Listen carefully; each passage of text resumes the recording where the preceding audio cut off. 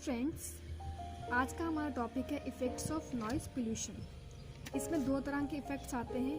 First one is auditory, second one is non auditory effects. पहला क्या है इसमें? Auditory effects. The impairing of hearing which may cause immediate auditory fatigue finally leading to the deafness is known as auditory effects. इस effects में क्या होता है? जो इम्पेयरिंग होती है किसकी? हियरिंग कैपेसिटी की, जिसकी वजह से डेफनेस कॉज होती है, यानी कि बहरापन जिसको हम बोलते हैं। ऑडिटरी इफेक्ट्स में क्या होता है? जो हमारी हियरिंग पावर है वो खराब हो जाती है, वो लॉस हो जाती है। दूसरा हमारे पास है non auditory effects. These effects include interference with speech communication, annoyance leading to ill temper, violent behavior and a series of health hazards। इसमें क्या होता है? ये इफेक्ट्स क्या इंक्लूड करते हैं? With the interference of speech communication. इसमें speech communication जो है वो इफेक्ट होती है, which leads to ill temper. जो व्यक्ति है उसका जो टेम्पर होता है वो थोड़ा खराब होने लगता है, उसका जो बिहेवियर है वो वायलेंट होने लगता है, और सीरीज ऑफ जो है हेल्थ हजार्ड्स उसको होते हैं। अब ये इंक्लूड करता है सबसे पहले heart problems. Heart related problems can caused by noise pollution. As noise levels constrict the arteries, the high intensity sound causes a dramatic rise in the blood pressure, disrupting the blood flow। अगर noise जो है ज़्यादा हो उससे heart की problems भी increase होती हैं। अगर कोई भी इंसान जो है कांस्टेंट नॉइज पोल्यूशन में रह रहा है, जैसे ही नॉइज लेवल ज़्यादा होगा वो उसकी आर्टरीज को कंस्ट्रिक्ट करता है। जो साउंड होती है हाई इंटेंसिटी वो क्या करती है? कॉज करती है ड्रामेटिक राइज उसके ब्लड प्रेशर में, जो उसके ब्लड फ्लो को क्या करती है? डिसरप्ट करती है। और इसी ब्लड प्रेशर की इंक्रीज की वजह से जो हार्ट प्रॉब्लम्स हैं जैसे कि हार्ट अटैक वो भी कॉज होता है। नेक्स्ट हमारे पास आता है hearing problem. It can causes hearing problems, noise levels above 80 decibels produce damaging effects to the ear। अगर जो नॉइज है वो 80 डेसिबल के ऊपर हो वो क्या करती है? डैमेज कॉज करती है हमारे ईयर्स को। अगर वही आवाज जो है अबाउट 100 डेसिबल्स अबव हो जाए, it lead to permanent hearing loss for a considerable period of time. अगर जो नॉइज है वो अबव 100 डेसिबल हो जाए वो क्या कॉज करती है? परमानेंट हियरिंग लॉस, यानी कि कुछ टाइम के लिए जो हियरिंग की कैपेसिटी है वो लॉस हो जाती है परमानेंटली। नेक्स्ट इसमें आता है मेंटल हेल्थ प्रॉब्लम्स।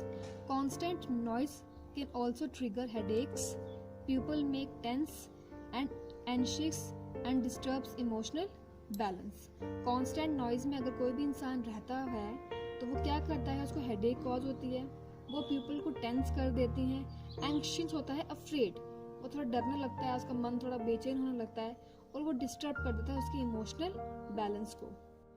इसके बाद हमारे पास आता है lack of concentration, decrease reading ability. Children living in noisy areas were found to have less concentration and decrease reading ability. जो बच्चे रहते हैं नॉइसी एरिया में ये देखा गया है कि उनकी जो कंसंट्रेशन की पावर होती है वो कम होती है, और जो रीडिंग एबिलिटी होती है वो कम होती है। जो भी एडल्ट्स हैं नॉइसी इन्वायरमेंट पे काम करते हैं उनकी कंसंट्रेशन की जो पावर होती है वो बहुत ज़्यादा कम होती है। जब भी कोई बच्चा या कोई भी एडल्ट या कोई भी बूढ़ा कांस्टेंट नॉइज में रहेगा तो उसकी जो कंसंट्रेशन की पावर होती है, दिमाग जो कंसंट्रेट करता है वो उसकी पावर जो है धीरे धीरे कम हो जाती है।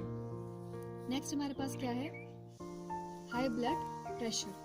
Constant noise can have cause high blood pressure. अगर कोई भी व्यक्ति कांस्टेंट नॉइज के एरिया में रहता है उसको क्या हो जाएगा? High blood pressure. This is mainly because of the effect of stress hormones on the body. ये किसकी वजह से होता है? Release of stress hormones. Stress hormones कैसे रिलीज होंगे? जैसे कोई इंसान जो है कांस्टेंट नॉइज में रह रहा है तो जब उसके दिमाग में जो प्रेशर बनना शुरू हो जाएगा तो एक हार्मोन जो है जिसका नाम है कॉर्टिसोल वो रिलीज होगा एड्रिनल ग्लैंड से, किसमें? ब्लड स्ट्रीम में। इसकी वजह से क्या होगा? हमारा जो ब्लड प्रेशर है वो इंक्रीज होगा। नेक्स्ट इसमें आता है sleeplessness. Night sleep can be interrupted by noise. Night sleep जो है वो भी क्या होती है? इंटरप्ट होती है due to noise pollution. The person feels extremely annoyed and uncomfortable when it occurs. जो पर्सन है वो क्या फील करता है, annoyed और uncomfortable जब वो नॉइज पोल्यूशन के एरिया में रहता है, जब उसकी नींद नहीं पूरी होती है. स्लीप लेसनेस क्या होती है, जब उसकी नींद जो है वो पूरी नहीं होती है, उसकी नाइट स्लीप जो है वो इंटरप्ट होती है due to noise pollution. Next इसमें आता है effects on marine life. Thousands of oil drills, seismic survey devices, coastal recreational watercraft, and shipping vessels are now populating our waters. That is a serious cause of noise pollution for marine life.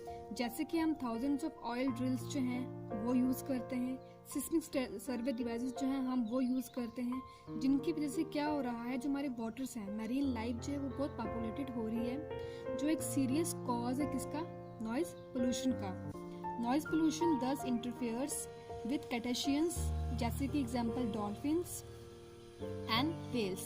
Feeding habits उनके जो है वो उनको effect कर रही है, reproductive patterns को effect कर रही है और इंटरफेयर कर रही है उनके माइग्रेशन रूट्स में. ये जो डॉल्फिन्स और व्हेल्स हैं ये मोस्टली इफेक्ट हुए हैं नॉइज पोल्यूशन से.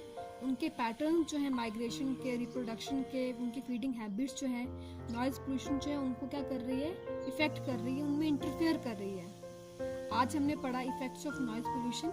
नेक्स्ट हमारा टॉपिक जो है वो होगा कंट्रोल ऑफ नॉइज पोल्यूशन.